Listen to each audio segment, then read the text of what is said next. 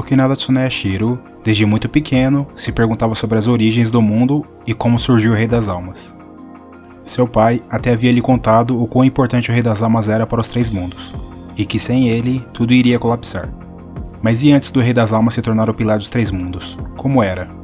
Essa pergunta era repreendida por seu pai, e ele nunca soube a resposta. Anos mais tarde, quando pesquisava em um armazém de arquivos antigos da família Tsuneyashiro, ele encontrou uma pedra com inscrições em uma língua antiga, até que um dia ele decifrou o que elas diziam. Tais coisas. É realmente permitido isso acontecer? É como eu imaginava. Não, é muito melhor, diz o jovem Tokinada. Entendo. Então esse é o núcleo da Soul Society? Do clã Tsuneyashiro? Eu realmente não esperava que eles fossem capazes de guardar um monumento como este. Será que era para não esquecer de seus pecados? Não, não parece o caso. Parece ter sido deixado aqui como uma espécie de ameaça para as outras 4 casas. Eu realmente não poderia esperar que o mundo funcionava exatamente como eu imaginava. Tudo é uma farsa. O que poderíamos fazer para não ser engolidos por essas mentiras? Ser destruído pelos Quincy's? Ser assolado pelos Hollows? Ou ser completamente destruído nas mãos de homens ambiciosos? Se o último dia da Soul Society surgir, eu prometo prolongar minha maldade até lá. Porque a história da Soul Society provou que minha maldade se justifica. Com essas palavras e um sorriso maléfico, ele deixou o armazém de arquivos secretos. Hisagi foi até o mundo humano para entrevistar Urahara. Então, com relação à introdução do Sr. Urahara, acho que vou aceitar como está, diz Hisagi. E sobre o encontro de Shiba Ishin com a mulher humana? Parece que você estava bem preocupado com essa parte, pergunta Urahara. Sim, eu não tinha certeza de quão longe eu poderia abordar esse assunto, mas uma vez que não é diretamente conectado ao senhor, acho que posso cortar isso. Bom, seja como for, agradeço o seu apoio hoje. Sr. Urahara? Não. Ex-presidente do Departamento de Pesquisa e Desenvolvimento, agradeço imensamente por me contar seu passado. Finaliza ele. Ah, por favor, não faça uma cara tão séria e sombria desse jeito, Hisagi. O que faríamos se Jinta visse isso pela porta? Ele poderia chorar e molhar a cama de novo à noite, diz Urahara. Ei, eu não choro. E nunca molhei a cama. Eu vou chutar sua bunda, diz Jinta, saindo de trás de uma porta por onde ele espiava, juntamente de Ururu. Porém, logo ele é agarrado pelos braços de Tessai, que o tira de lá. Ururu então diz para Hisagi: Por favor, aceite minhas desculpas. Jinta pode ter ficado mais alto, mas seu intelecto não melhorou. Ah, isso não é nada. Não se preocupe com isso, responde Hisagi. Então ela se vira para Urahara e diz: Estou indo comprar os produtos, Sr. Kisuke. Ah, certo. Por favor. Os bens a serem abastecidos hoje incluem 500 kg de Super Ball. Então fica à vontade para levar Jinta junto com você para transportar a bagagem, responde Urahara. Então eles partem de lá. Mesmo se for um Shinigami ou um humano, não sou bom em compreender o estado de espírito de uma criança. No entanto, a sensação dos laços de espírito desses dois parece bem diferente de Shinigamis ou humanos, diz Hisagi. Então, o que Hisagi acha que são os dois? Pergunta Urahara. Gikongan, não é? Diz ele. Bom, a alma temporária que existe dentro dos Gikongans é basicamente incapaz de crescer. Embora tenha um certo grau de aprendizagem em relação a coisas como a situação do usuário ou comandos, ainda existe um limite geral, responde Urahara. Quando você diz basicamente, significa que há exceções também, certo? Como almas modificadas, por exemplo. Pergunta Hisagi. Uau, surpreendentemente perceptivo da sua parte, Hisagi. Embora isso não signifique necessariamente que seja a resposta correta, responde Urahara. Bom, então talvez seja algo que pareça com a senhorita Nemo do Capitão Kurotsuchi, acrescenta Hisagi. Em termos de essência, a senhorita Nemo é consideravelmente diferente. Eu temo que o Capitão Kurotsuchi também esteja ciente disso, pois depois de observar o crescimento de Nemo, ele provavelmente está pulando de alegria e pensando algo como: ultrapassei Urahara Kisuke, enquanto imagina minha expressão frustrada, não é mesmo? Apesar de eu achar isso bastante inimaginável por parte dele, diz Urahara. Por que você diz isso? Pergunta Hisagi. Bom, porque eu realmente nunca me senti frustrado na presença do Sr. Kurotsuchi, responde Urahara. Bem, agora que eles já foram embora, isso significa que eu posso finalmente esperar que você responda minhas perguntas? Pergunta Hisagi. Que estranho. Parece que é você, Hisagi, que realmente está escondendo suas verdadeiras intenções, não é mesmo? Pergunta Urahara. Acho que não tenho escolha. A partir desse momento, o que vou discutir com o senhor é metade relacionada ao trabalho e a outra metade assuntos pessoais, diz Hisagi seriamente. Por favor, fale livremente e não deixe nada para trás, diz Urahara. Para dizer a verdade, antes de fazer um artigo para esta entrevista, foi decidido que uma edição especial extra fosse publicada, diz Hisagi. Edição especial extra? Sério? Seria sobre o novo chefe da família Tsuneshiro? Pergunta ele descontraído. Você já sabe até disso? Pergunta Hisagi surpreso. Bem, eu simplesmente ouvi falar sobre isso pela senhorita Yoruichi.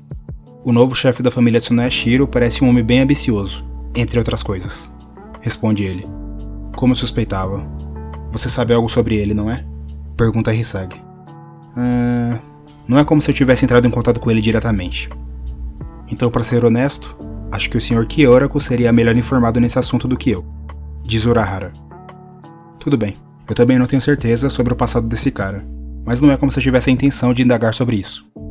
Não muito tempo atrás, encontrei uma criança Shinigami que tinha uma conexão com ele. Mas não importava como eu olhasse para a criança, havia um sentimento estranho. Então eu esperava obter algumas pistas sobre essa criança. Diz Hisagi. Uma criança Shinigami? Sério? Pergunta Urahara. Isso mesmo. Não é como a impressão que você obtém olhando para o Capitão Hitsugaya. Realmente se sente que esse tal garoto ainda era uma criança mentalmente. Diz Hisagi, que então conta toda a história para Urahara, que depois de ouvi-la, diz. Yamada Seinosuke? Sim, eu conheço. Ele era o tenente da 4ª divisão durante o tempo que eu ainda estava lá. Para ser honesto, nunca vi um Kaido assim. Embora Yamada Hanataro também tenha habilidades incríveis, a maneira como seu irmão mais velho fala e a aura ao redor dele, ele era completamente diferente em comparação ao seu irmão mais novo. Diz Hisagi. Esse homem, de fato, suas habilidades eram incríveis. No entanto, com exceção de prestar assistência imediata às pessoas, esse homem tem um sentido ético distorcido. E é por isso que muitas vezes ele se desentendeu com a senhorita Onohana. Mas isso sempre foi superficial. Afinal, eles sempre tiveram respeito mútuo um com o outro. Tanto que até hoje, os veteranos ainda confiam nele. Enfim, você disse que sentiu uma reação estranha vindo dessa criança, Hikone. Ah, sim. Embora eu não tenha certeza se você vai acreditar em mim ou algo do tipo, a reação de Shinigami dele é como se houvesse coisas misturadas junto dela.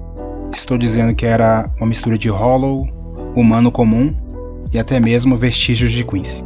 Além disso, esse garoto emergiu de dentro de um portal que se assemelhava a uma garganta, e não a um Senkaimon. Até Yamada Hanataro disse que era difícil tratá-lo. Responde Hisagi. Entendo. O clã Tsuneshiro iria tão longe? Seria isso... Porém, o elemento Hollow não deveria ser necessário. Então... Ou poderia significar que eles estão considerando outras possibilidades. Diz Urahara meio que para si mesmo. Ops, minhas desculpas. Eu estava perdido em pensamentos. Diz ele quando percebe a cara de Hisagi confuso. Bom, de qualquer forma, você já presenciou algo semelhante, não é? Pergunta ele para Hisagi, que facilmente entende que ele se referia a Ichigo. Eu ouvi dizer que Kurosaki Ichigo tinha 2 irmãs mais novas, mas tenho certeza que nenhuma delas era essa criança Hikone. Diz Hisagi. É verdade. E nem vale a pena questionar se são semelhantes ou não. Mas há algo fundamental diferente com a reação de Kurosaki. Mesmo assim, acho que isso não é algo específico sobre Kurosaki, certo? Na verdade, havia também outro que tinha qualidades similares em sua reação, diz Urahara. É? E quem seria esse? Pergunta Hisagi confuso. Não exatamente a mesma coisa, mas havia uma pessoa que tinha o elemento Hollow, Shinigami e outros poderes distintos separados disso. Diz Urahara, meio que tentando fazê-lo lembrar. Hisagi demonstra uma feição de surpresa, que faz Urahara acreditar que ele já tinha ligado os pontos. Acima de tudo, esse indivíduo já foi transportado para Seretei sob a forma de cadáver, ao invés de uma alma. Você sabe, não é? Primeiro Shinigami substituto, Ginju Kugo. Então, Hisagi, o quanto você sabe sobre ele? Pergunta Urahara. Mayuri está ajustando as coordenadas de seus insetos de vigilância pela região de Rokungai. Então as imagens foram projetadas de volta na tela e capturavam a figura de 3 homens: Ginjo, Tsukishima e Giriko. Excelente. Os alvos do teste foram identificados. Estou me dirigindo para o local de experimento. Estou deixando a análise de dados com você, Akon.